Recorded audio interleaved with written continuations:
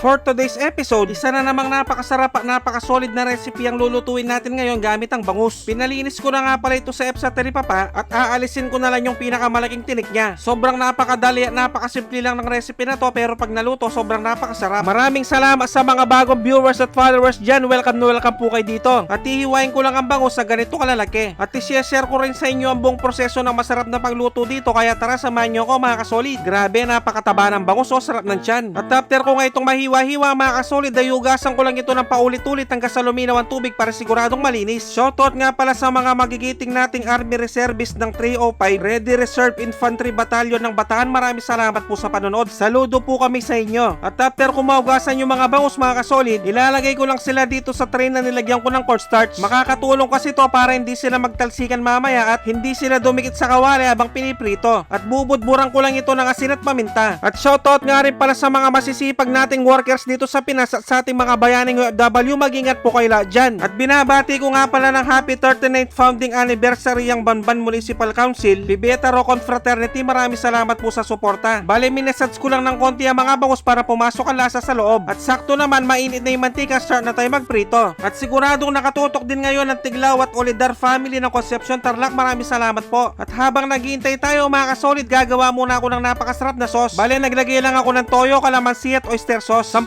piraso nga pala yung kalamansi na piniga ko. At susundan ko na rin ito ng pamintang durog, seasoning at tubig. At tansyameter lang ang gamit natin dito. Maglalagay din ako ng asukal, pambalanse at konting cornstarch. At halu-haluin ko lang to hanggang sa magsama-sama ang mga solid na aromatics. At balikan natin yung mga bangus mga kasolid pagkalipas ng ilang minuto. Pwede na to. Pero hindi pa natatapos dito ang pagluluto dahil mas lalo pa nating pasasarapin to. Dahil gamit ang pinagprituan, maglalagay ako ng maraming sibuyas. At hahaluin ko lang to mga kasolid hanggang sa medyo lumambot ng konti. At sunod ko nang ilagay ang bawang at hahalu-haluin hanggang sa lumabas ang aroma. At kung umabot na kayo sa part ng episode na to mga kasolid, pwedeng paki-comment naman kung tagasan ka para malaman ko kung saan umabot ang video to. Maraming salamat. Bale, yung mga bandang belly part na lang palang ilalagay ko mga kasolid dahil naubos ko ng papakin yung buntot at ulo kanina. At ibubuhos ko na nga rin palang ginawa ko sauce kanina at papakuluan. At fast forward tayo mga kasolid pagkalipas ng nasa 15 minutes. Bale, hindi ko na nga pala ito tatakpan sa katamtamang lakas ng apoy kasama rin doon sa sabaw. At dahil luto na ang aking napakasarap at napakasolid na steak bangus belly, magpi-plating na tayo. At syempre, dito na tayo sa pinaka-exciting part, ang tikiman time. Yun no, kakamain ko na mga kasolid. At siguradong manguubos na naman ang isang kalderong kanin lamig to kung sakali. Kain po tayo.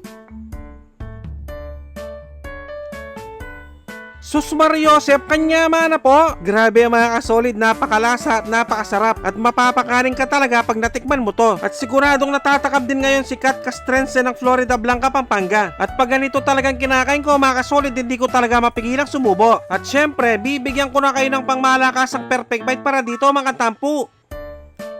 Taksya po, nakakalasa ng kalasa. At kung tiyempong hating gabi nyo naman napanood to mga kasolid, mag-automatic pansit kanto na lang kayo mga bossing. Dapat yung spicy ha. At siguradong naglalaway din ngayon ang mga masisipag nating mga tambay. At siguradong masisira na naman ang diet ko nito pag ganito kasarap ang ulam. At sasabayan mo pa ng siling pula para may kagat sa dila. At nagpapa-shoutout nga rin pala ang Araneta family ng Babalacat, Pampanga. Siguradong gagayahin nila to. Maraming salamat sa mga walang sawang sumusuporta at sumusubaybay sa aking mga video. At sa mga walang sawang nag-share, maraming salamat, napakasolid nyo. Sobrang na-appreciate namin kayo lahat. Magkita-kita ulit tayo next episode. Magluto na kayo ng napakasarap at napakasolid na bangus steak. Maraming salamat sa panonood. Mag-ingat ang lahat. Basta Kapampangan, manyaman!